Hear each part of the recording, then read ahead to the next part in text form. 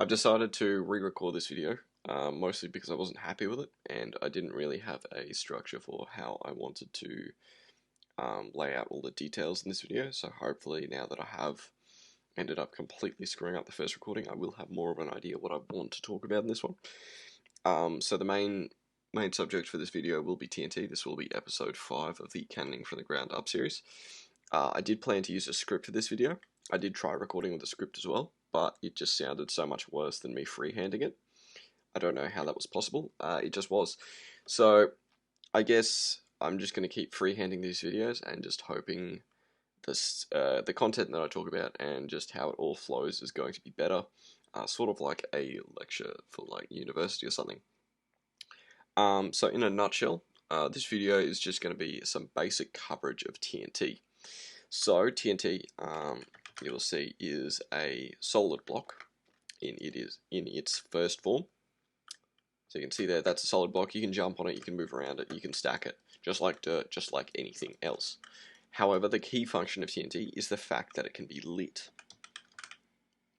So if we get some flint and steel and we light it, you will see that it physically changes forms. I do have hitboxes on here, so you can see that when it does change forms, there's like a white box around it.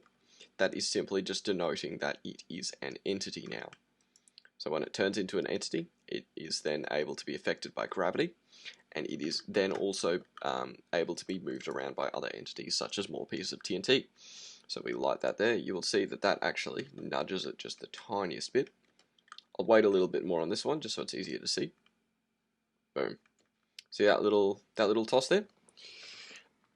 That is going to be the driving force behind everything you're going to be doing in this series.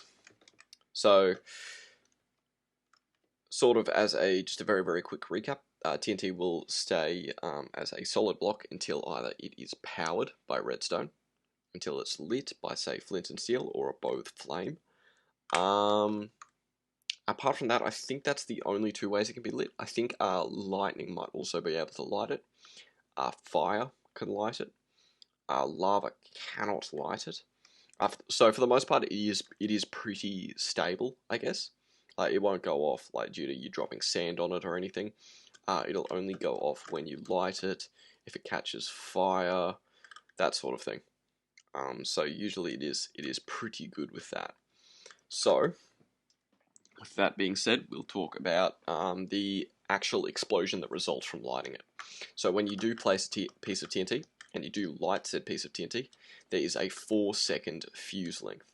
So after 4 seconds, you can see it explodes like that. Again, light it. It's 4 seconds. I think, and it's like 6 visual flashes or something. So if we count 1, 2, 3, 4, 5, 6, 7, 8. Okay, so it's 8 visual flashes, I think. So there's going to be like a visual flash, so every half a second, roughly, or 5 redstone ticks. It's completely unimportant. You shouldn't be timing your cannons based on like the flash speed.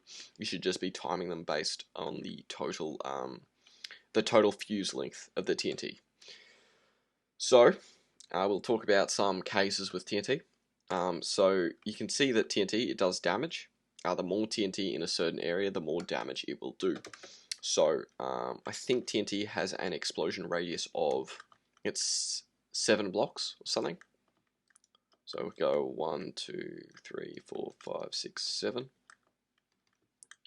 I'm just going to break that one. So this is where the TNT is being initially lit from. This is 1, 2, 3, 4, 5, 6, and then yeah, if we count the middle block, so like just where it is 0 as part of the radius, we light it. It might not destroy all the way. Might not go all the way to the end because it isn't particularly powerful. It's also the fact that I have a protection block there.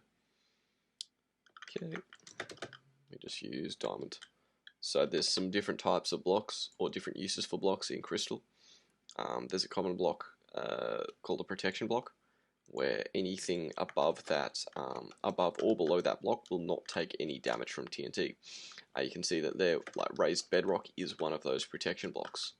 I'm just going to light it several times so you just get an accurate example of what the total explosion radius of the TNT is.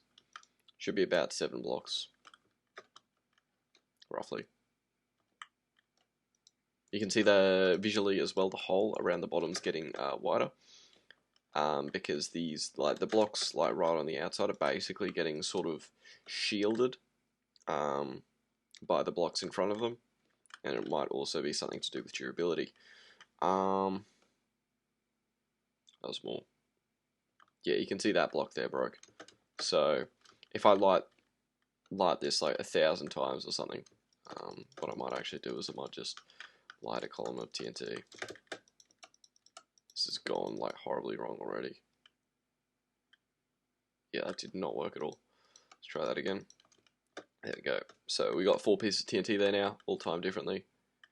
Yeah, so this should be a 7 block radius. 1, 2, 3, 4, 5, 6, 7, 8. It's actually 8 blocks, but I think it's, most people say it's 7. So if we count it from, say, here, that's like a 7 block radius effectively, where that bedrock is. So that's going to be your total explosion size. It's going to be 7 blocks long. Not long, sorry. 7 blocks radius. If you go and raise the TNT up, it will make a spherical hole with radius 7. I don't really show that because that's sort of like, it's not particularly relevant. But yeah, that's sort of the explosion of TNT and how that works. Some things to note will be that TNT does not explode in water. So TNT can never explode in water, pretty much. So there's special ways that you can make TNT explode in water, and how cannons from here on out will be working after I show this first cannon. But you will notice that if I do light this piece of TNT here, you'll notice that nothing happens when it's in the water. Exactly the same case for lava. TNT inside lava will not do any damage.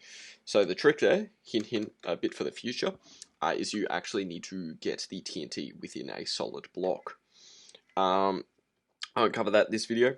Next video I'm going to be making like the very, very first cannon, which is going to be it's just going to be like a dry, won't even stack sand. It'll just be a dry TNT cannon just to showcase it.